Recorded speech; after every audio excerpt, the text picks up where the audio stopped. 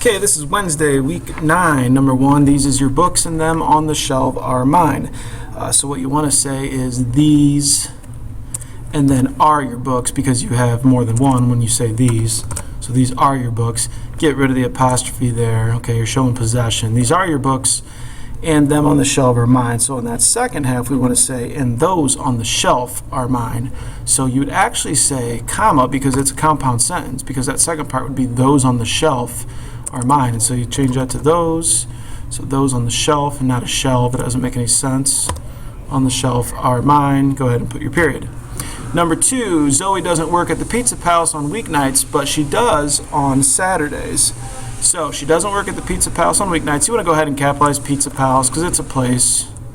That's going to get a capital letter there. As a proper noun. Doesn't work at the Pizza Palace on weeknights. And then comma, because it's a compound, otherwise you made it a run-on, but she does on Saturdays. And so really that is all for number 2. I put my period after Saturdays. That didn't really have a lot to it.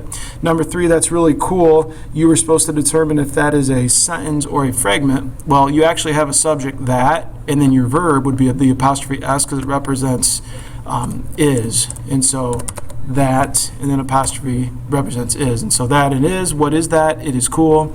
So therefore you have a sentence for number 3. Number 4, they did want you to find the fragment then.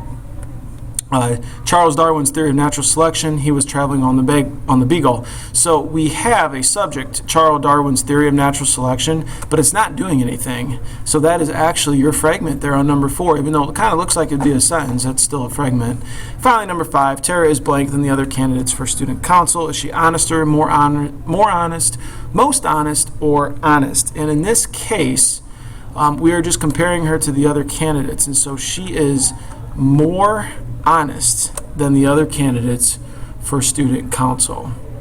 Okay, that's kind of a rare case there. Sometimes you'd say most honest. Maybe Tara is the most honest candidate for student council, but we're only comparing 2 things because it's the other candidates versus her, so it only counts as 2 things.